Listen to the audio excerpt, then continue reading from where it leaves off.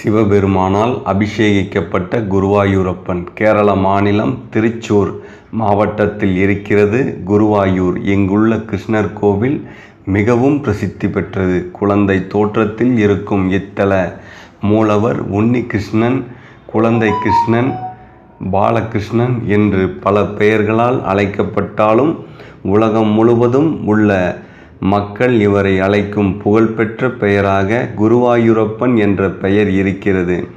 108 திவ்ய தேசங்களின் பட்டியலில் இல்லாவிட்டாலும் குருவாயூரப்பன் கோவில் உலகம் முழுவதும் மிகவும் புகழ்பெற்ற ஆலயங்களில் ஒன்றாகும்.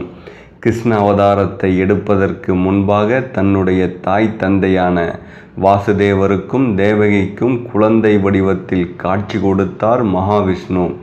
அந்த குழந்தை வடிவில் குருவாயூர் தலத்தில் வீற்றிருப்பதால்